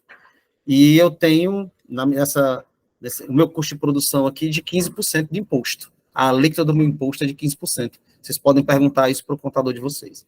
E aí eu defini meu preço de venda, ó. Aquela bolsa que tem um custo de produção de 76, se eu vender por 92, o que é que vai acontecer? Ela não paga a taxa do cartão e os impostos, ó, que estão dando 18,40. Eu vou ter um prejuízo na bolsa de renda. Se eu vender 10 bolsas de renda com esse prejuízo, no final do mês eu tenho menos R$ 24,20. Na almofada, que o custo é 91, quando eu aplico a taxa do cartão e o imposto e vendo por 150, o lucro na almofada é de 28 por cada unidade, na cadeira é 198, na mochila 57. Então, aqui eu tenho quanto eu tenho de lucro total por cada produto e quanto de prejuízo eu tenho em cada produto. E aí eu construí aqui, por exemplo, Wesley, eu quero ter uma meta de lucro de 25% aqui na minha fábrica, nessa minha fábrica aqui. Então, o que é que acontece? No produto bolsa de renda, tu está tendo prejuízo, tu precisa ajustar esse preço. Wesley, mas eu não consigo vender por mais de R$92 no mercado. Então, tu precisa analisar uma série de coisas. Se o tecido que tu está comprando não está com preço muito alto, será que tu não está comprando de um fornecedor que está muito alto? Será que não é melhor tu criar um elemento de diferenciação desse produto que te permita colocar um preço a mais, te permita sair dessa cesta de concorrência e ir para uma outra categoria de produto? Ah, cara, eu não vou fazer mais almofada para sofá, não. Eu vou fazer almofada para cachorro. Porque aí lá no pet shop eu consigo vender a mesma almofadinha, só que agora para o segmento cachorro, por R$140. E aí, meu amigo, ó, meu produto foi para a margem de 25,70%. é o mesmo custo, e aí tá ok, tá dentro da minha meta de lucro que eu tinha desenhado. A almofada, na verdade, que é a bolsa de renda, né? Eu troquei os elementos. A almofada, eu estava com a meta de 25%, mas ela está dando 19%. Cara, eu não consigo fazer muito mais do que isso, não.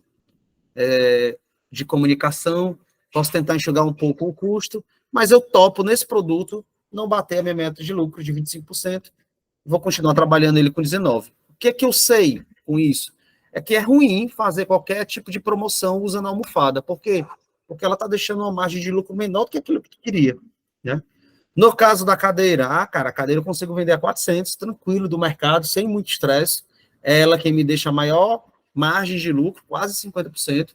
Então, com a cadeira, se eu quiser fazer uma ação para poder desovar o meu showroom, que está com muita cadeira, eu consigo trabalhar bem com uma oferta relâmpago, com uma promoção com desconto na cadeira. Por quê? Porque ela tem uma gordura que massa, ela está o dobro da minha meta de lucro, tá tudo ok, não precisa ajustar nada aqui. E na mochila, cara, a mochila tá abaixo. Acho que eu consigo trabalhar uma comunicação melhor na mochila, reposicionar ela e conseguir vender ela a R$350. E aí, sim, ela vai para 27% de lucro, fica dentro daquilo que tá ok. A almofada, eu topei ficar abaixo da minha meta de lucro, mas também sei que não posso fazer nenhum tipo de ação com a almofada, porque ela está abaixo da minha meta de lucro, daquilo que eu pensei como lucro para o meu negócio. Então, assim, é uma planilha razoavelmente simples, custo fixo aqui, nessa aba, aqui a capacidade de produção, né, aquilo que você está fabricando hoje, baseado na tua demanda atual. A partir do mês, eu tive uma sobredemanda, tem 3 meses que, em vez de 10 cadeiras, eu estou vendendo 40 cadeiras. Caraca, sua equipe está sobrecarregada. Com certeza tu está pagando hora extra, né? Ou então, tu muda o teu processo de produção para poder otimizar a fabricação, ou tu vai ter que começar a pensar em contratar mais alguém se essa demanda continuar crescendo, porque a tua capacidade de produção, tu já está pagando aí 20 horas extras mensais para a tua equipe, tá? É só um exemplo aqui, vou voltar aqui para os 10. Nos custos totais, a planilha praticamente faz isso sozinha, né? Ela junta tudo e faz o rateio da tua despesa fixa, considerando o volume de produção de cada um deles, e depois tu vem aqui e aplica comissão, taxa de cartão, né? E os impostos, para que você possa avaliar se o preço de venda que você está desenhando, né, nessa coluna aqui, ela dá a meta que tu quer. Cara, a minha meta de lucro 25% está alto. Para o meu nicho de mercado aqui, eu entendo que se a empresa dá 15%, tá ok. Então, pronto, se a tua meta para esse negócio for 15%, os teus 4 produtos estão ok. Cara, não, a minha meta é de 35% para esse mercado, senão não vale a pena para mim trabalhar, não. Quero que a empresa deixe 35% ali todo mês. Então, eu preciso ajustar o preço do item 1, do item 2, do item 4. Eu preciso repensar aqui as estratégias para poder chegar onde eu quero dentro da minha empresa. Tá? Vou voltar aqui para a gente. Essa é a planilha de produto, a precificação de produto. Ficou claro, antes de eu ir para a planilha de serviço? Ficou claro aí para todo mundo? Claro, né? Ficou bom, né? Essa planilhinha fica... Cara, essa planilhinha é poderosa demais, porque a gente consegue pegar os nossos produtos e testar várias possibilidades aqui de precificação, de construção de cenários de ações comerciais a partir dela, tá bom?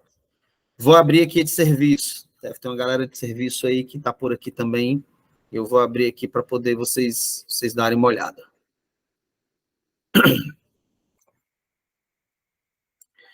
Vamos abrir aqui de serviço.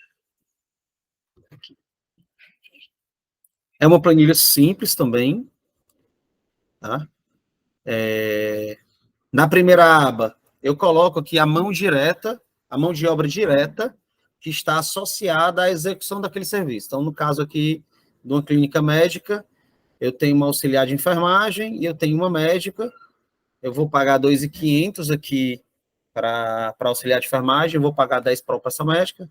Elas trabalham 220 horas no mês e elas usam 100% das horas, né, alocadas à execução do serviço. Porque podia ser o seguinte, não, Osli, ela só usa 80% das horas, então seria 0,8. Né? Não, 100% das horas dessas duas profissionais estão alocadas à prestação de serviço. Aí aqui eu coloco o custo variável, isso é, para cada procedimento médico que eu faço aqui na minha clínica, eu cobro R$200. Ah, lembra que eu falei lá do designer que entrega no pendrive todo o material, por exemplo? Pronto, então ele coloca esse custo do pendrive aqui. Ah, Wesley, eu sou um prestador de serviço na área de vidros e eu toda vida entrego uma prateleira de vidro para o cara botar dentro do banheiro dele, do box do banheiro. Então, toda vida tu entrega isso dentro da tua prestação de serviço, na hora que tu está entregando, então tu coloca aqui o custo desse mimo que tu faz, desse agrado que tu faz com o cliente. Nessa outra aba, vocês vão colocar os custos fixos. Então, aqui eu tenho o salário aqui da minha recepcionista, eu tenho aqui os benefícios que eu pago, eu tenho um sisteminha de agenda, eu tenho aqui o meu aluguel, e aí vocês vão colocar todos os custos fixos aqui. E aí depois a gente vem para colocar as despesas variáveis, as comissões. Cara, eu pago comissão. Para cada consulta marcada, eu pago uma comissãozinha lá para minha secretária. Meu imposto aqui é 15%, eu já chequei com o meu contador. E eu estou aqui trabalhando com um markup de 30%, Wesley. Eu estou querendo que a empresa deixe aí 30%. Isso significa que a tua consulta, dando esse markup, tem que ser de R$441. Senão, Wesley, eu não consigo praticar R$441, não. Cara, eu topo baixar o meu markup para 20%, né? Para poder chegar a R$400 o valor da minha consulta. Então, eu vou ser remunerada como médica, né? Vou receber os meus 10 pau, mas a clínica, se deixar 20% para a empresa, para mim tá legal. E aí a planilha automaticamente ela vai dizer, ó, o que é que deixou de margem de contribuição, os custos diretos, comissão e impostos. O que essa outra aba, no caso de serviços, nos comunica? Nos comunica o seguinte, é que quantas consultas eu preciso fazer de R$400 para que a gente consiga pagar tudo, para que a gente consiga pagar todos os custos, inclusive o Prolabore de 10 mil, que a gente definiu lá para a médica. Então, ó, o que a planilha está me dizendo é que eu preciso vender 106 serviços, 106 consultas, para que eu consiga cobrir todos os custos.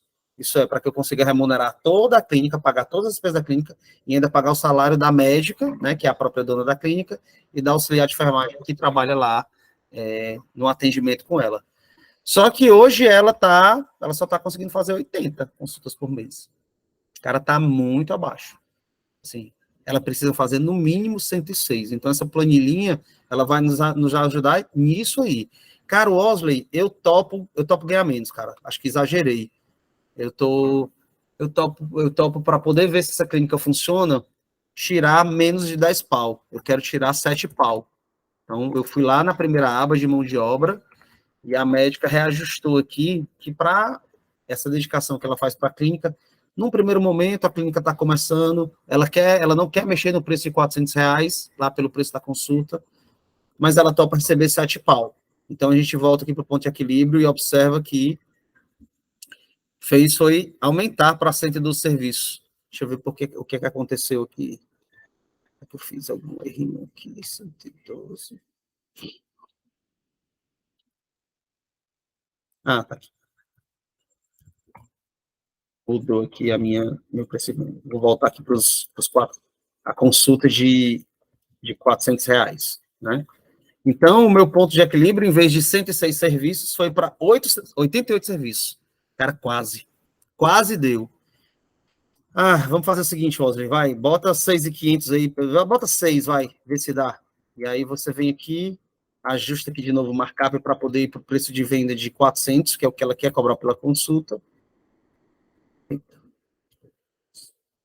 Botar aqui 27,5 para ir para os 400, e aí eu olho para o ponto de equilíbrio, e o ponto de equilíbrio deu 83 serviços. Ela saiu de 10 para 6, e mesmo assim a clínica não foi viável. Ela disse, olha, cara, eu não topo ganhar menos do que 6, não. Ai, cara, aí eu cheguei no meu limite. Pô, então tu vai ter que trabalhar comercialmente para poder fazer mais consultas por mês. Então tu tem que correr aí para poder fazer 83, né, consultas por mês, que é o que hoje dentro do ponto de equilíbrio da tua empresa, tu consegue se remunerar com esses 6, pagar todas as despesas e a empresa não ter lucro, mas tu consegue tirar os teus 6. Então, percebam o poder dessa ferramenta, na hora que a gente está aqui avaliando a nossa prestação de serviço e de quantos serviços eu preciso executar por mês, quantos jobs de construção de identidade visual, quantas mentorias empresariais eu preciso ter por mês para poder comportar dentro daquilo que eu tenho como expectativa de ganhar no meu negócio. Essa é uma planilha de precificação de serviços que eu também vou disponibilizar aí para vocês, para que vocês possam, quem trabalha aí com prestação de serviço, se debruçar sobre ela, e aí eu me coloco inteiramente à disposição de vocês, caso vocês tenham alguma dúvida na hora de preencher ela. Ficou claro, né, nas alturas dessas 9 horas da noite, olhando para número, né, a maior parte das pessoas não gosta de número, mas assim, conceitualmente ficou claro. Eu sei que na hora que vocês forem se debruçar, podem surgir algumas dúvidas, mas conceitualmente ficou claro como é que ela funciona, tanto de produto como de serviço. Bota aqui no chat só para saber se vocês estão vivos.